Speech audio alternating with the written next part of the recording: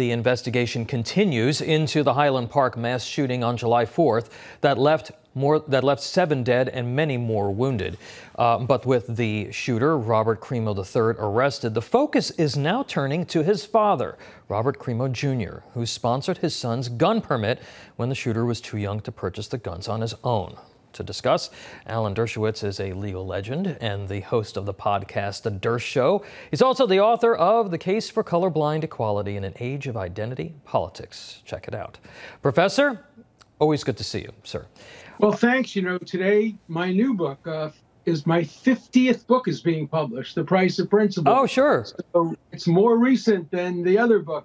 It's my 50th book, and it tells the story about how I've been treated because I'm on I'm on Newsmax and on other stations, and I don't always support the partisan politics of one side or the other. So I think it's an interesting read. Absolutely. We'll put that up next time, and folks, check it out. Just hold it up one more time. It's sure. The power of the price of principle. The price of principle. Okay, terrific. Is worth the cost. Good, thanks. And we're going to talk about that actually a little later on in this segment. But first, I want to talk about the parents here. Sure. Another tragedy. This kid, Professor, when you look at his appearance, his behavior, his actions, social media feed, statements that he's made, police reports, having gone to the house, clearly this young man, very significant issues. Should the parents be held accountable criminally or civilly for either neglecting to address those issues in some fashion, or in this case, even facilitating the purchase of a weapon when they reasonably knew that he had some very serious problems? It raises a very serious question, particularly the purchase of weapons for somebody who is underage. But I think the best way to test the question is, let's assume hypothetically that everything was the same as it is, but they had caught him just before he killed anybody, And then we go back and we find out the parents helped him get the gun, all this probable cause was there. Would the parents have been held responsible at that point, before any shooting occurred? And if the answer is yes, then obviously they're even more responsible after the shooting occurred. But if the answer to that is no, if the answer to that is there are so many other kids around in America who have guns, who have made threats, who have been on email, do we want to really arrest every single parent and hold them responsible even before anything occurred? So it's a very hard question in which we have to balance the need to hold parents accountable against the need to make sure that everybody is judged on their own merits and not with regard to what one of their children may have done. Look, the Bible says, you know, you don't hold children responsible for their parents or parents responsible for their children. But when you have a situation like this, where there are all the possible earmarks of a horrible tragedy that actually occurred, you know, maybe you do. Maybe you hold them responsible civilly, but not criminally. These are hard questions, the kind of questions I would put to my students at Harvard Law School. Yeah, and look, you know, these are very thorny questions that need to be addressed by state legislatures now, and I think that we're going to have to see some broader discussion about this at a state level, because, you know, state law would have to address that, correct?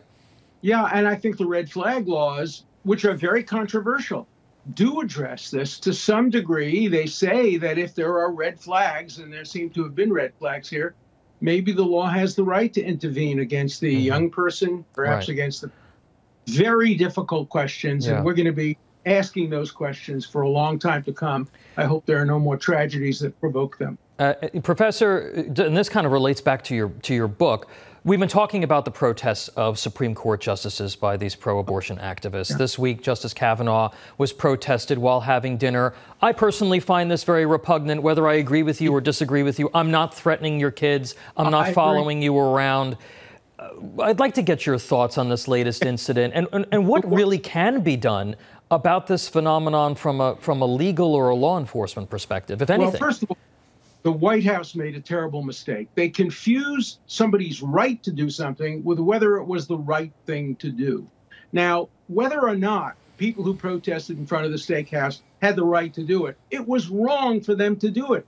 And for the White House to simply announce they had a right to do it, would they say the same thing about Nazis marching through Skokie, or communists, or the people in Virginia who said Jews will not replace us.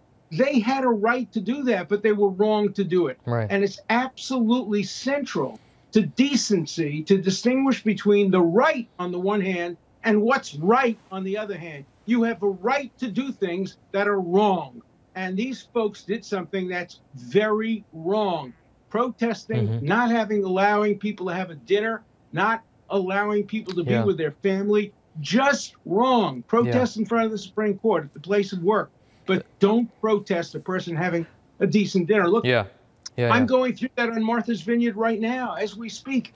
People are yelling at me. Larry David called me disgusting when I was trying to eat lunch on the porch of the Chilmark store because I defended President Trump and because I patted Mike Pompeo on the back for the work he did on the Abraham Accords. That's Larry David. And if Larry David is doing that, and he's doing it in a way that the American public sees, it's simply going to stimulate these kinds of outrageous protests. Well, that's why you have to have some moral leadership from the top and I tell as well. Story about David in my book and other stories like that. There it is. The price of principle, why integrity is worth the consequences. Alan Dershowitz, Professor, always great to see you. Thank you so much for being here, sir. Great to see you. Thanks for giving me an opportunity to be on. You got it. Be well.